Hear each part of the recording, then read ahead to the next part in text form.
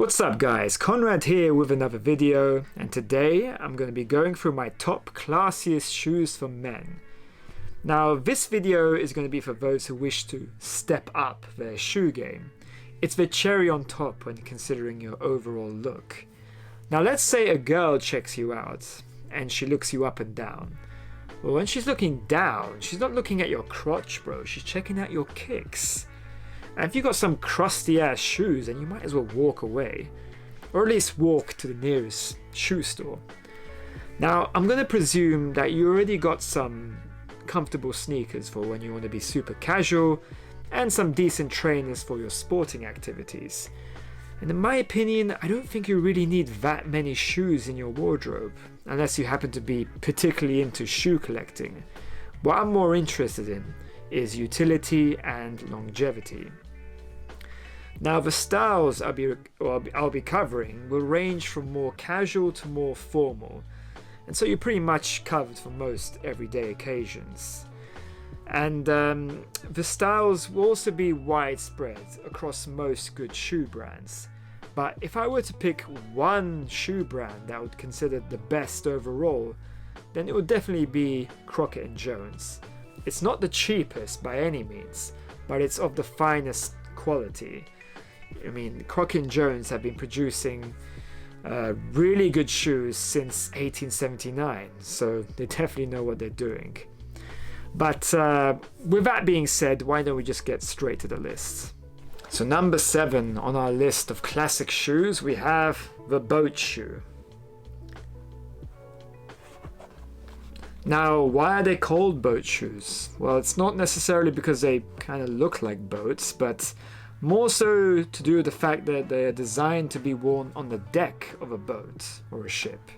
The boat shoe was invented in 1935 by an American by the name of Paul Sperry, who is very much into sailing. And so these were originally designed to be able to walk on slippery wooden deck flooring.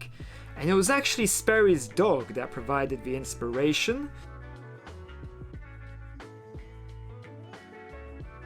And so it was through the mimicry of the texture of the dog's paw onto a shoe. Well, that was how the boat shoe was born. And who said that animals can't provide inspiration? So here we have the 2-Eye Amaretto, and the brand is Sperry. And this would be my go-to brand when considering boat shoes in general. I mean, the clue is in the name. This is in a dark brown and is made of leather from the outside as well as on the inside. The sole is made of rubber and it has a shock-absorbent heel cup. The lacing is rawhide lacing, which typically lasts longer than regular lacing.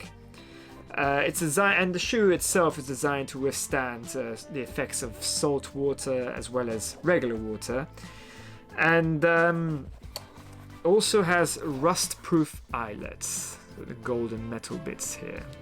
These would be my go-to shoes for a summertime vacation. They're perfect for walking around the promenade and around coastal towns. They're soft, lightweight, and comfortable. And they also work well without socks.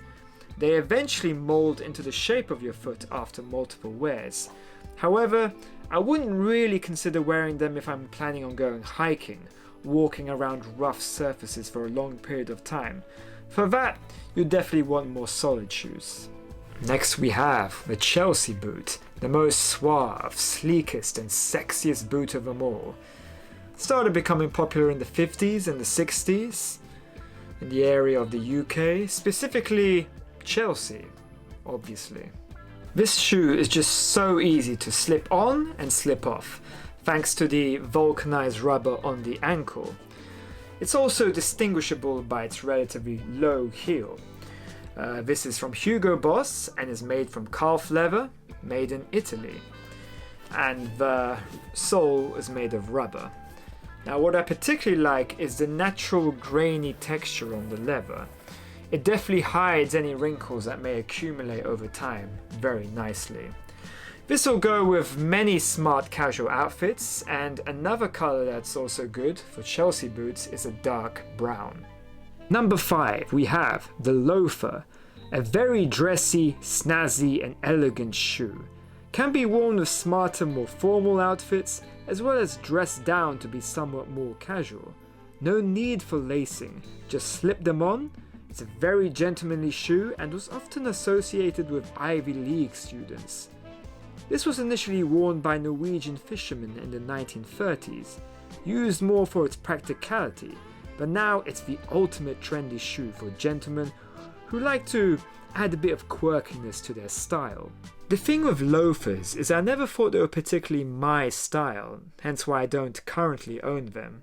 I always believed I had to be a little bit older in order to pull them off, and that they were the kind of shoes that you'd wear if you wanted to signal that you had money. I'd pretty much look like a trust fund baby wearing them, or a bit of a dandy. Number 4. The Chukka Boots. Now a boot like this would have originally been worn by British soldiers in the desert back in the day. I would usually wear this to most casual occasions during the fall season, and it's my go-to boot for when I don't have any idea of what style to go for. I say that brown suede is definitely the way to go, and I love the stitching here. And this goes up to the ankles so that sand doesn't get in, but it also keeps your feet warm. This is pretty much the same as a desert boot, although you'll never see me in the desert with these. And here we have a different version of the Chukka boot, and that's the Molten from Crockett & Jones. And this actually appeared in the latest Bond film, No Time to Die. This is in a dark brown rough-out suede. And rough-out suede is actually more subtle than a regular suede, and it has a much more rugged appearance, and it should age well with time. It's a very seasoned boot. Also, the sole is made of day-night rubber. This is a very, very solid leather, and it'll definitely keep you warm during the colder months of the year. And it's just super comfortable to slip into. It almost has like a cushiony effect, and that's the difference that you feel with higher quality brands such as Crockett & Jones. Number 3. The Derby. Now the Derby is a great all-rounder that falls somewhere between smart and casual. If I were to wear one pair of shoes for the rest of my life, well, it would be these. The Lanark 3 from Crockett & Jones. And the way to distinguish a Derby is through the open lacing like this.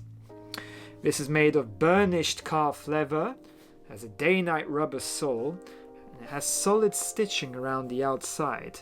This is a rounded toe, and the sole is actually really thick, so it actually feels very secure.